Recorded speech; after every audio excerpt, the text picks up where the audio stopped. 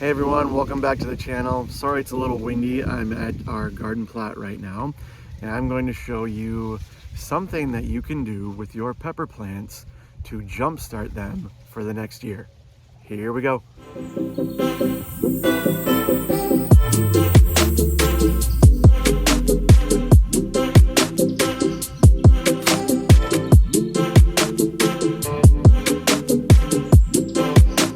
That simple process is called overwintering your peppers.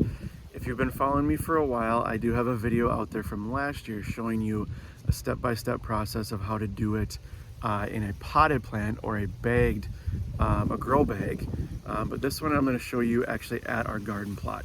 And it's pretty simple. What it'll do is it'll give you at least a 2-month head start going into next year's growing season, and your pepper plants will just thrive. And so what you're going to do is you're going to find your pepper plant. I'm going to use this one because this one's pretty much done for the season. Is you're going to go in and you're going to remove any of the fruit that's left. So I'll go through, we'll snip these out, and then becomes the next hard part that will kind of pull on your heartstrings a little bit. So we're just going to go through, snip these all off. Kind of harvest these as they fall to the ground, but we're just going to go through. We're going to take all this fruit that's left and just get it off the plant. Next, what you're going to look at is just the structure of the plant itself. And what you're going to do is you're going to look, and we actually have 2 plants grown together here, is you're going to go to where the main stalk is, so right through here, and then you're going to go up to where it Ys. Mostly, if not all, pepper plants will form a Y, or the crotch right here. And what you're going to do is you're going to find that, and you're going to remove everything from here on up. That's why I said it's going to pull at your heartstrings a little bit, because you've watched this thing grow all season, and now you got to cut it back to a spindly looking thing. And so going back to this pepper plant, what I'm going to do is we're just going to start cleaning everything up. So we're going to make a cut right there, a cut right there, a cut right there. So every time you see like a little bit of a Y branch right here, we're going to leave about an inch or 2 coming off of that. So I'm going to go about an inch or 2 there, cut that off, an inch or 2 there, cut that off, and we'll take this guy down to nothing.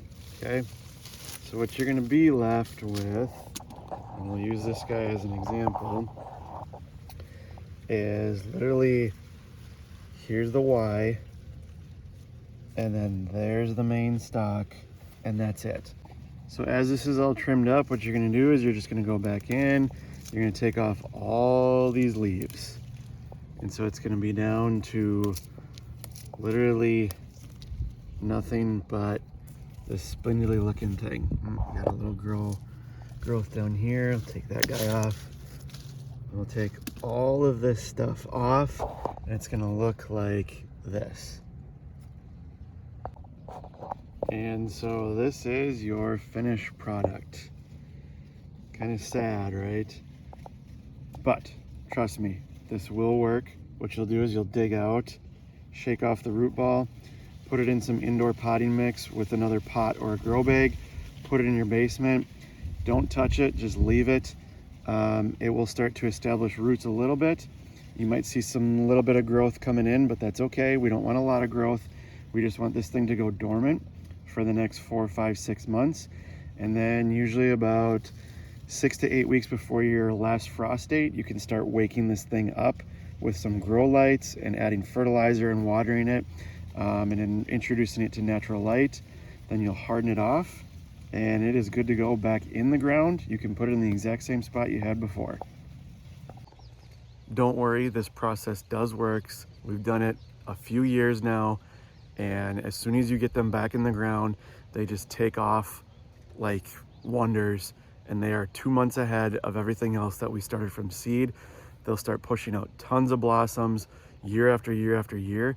You can do this 2 years, 3 years, 4 years, 5 years in a row if you want to with the same pepper plant. If you want a different step-by-step video on overwintering peppers like the one that I did last year, go ahead and click up here or over here, wherever it is. That is my video from last year that'll show you how I did it when the peppers that I grew in a grow bag. If you like this video, please smash that thumbs up button. If you haven't already, please subscribe.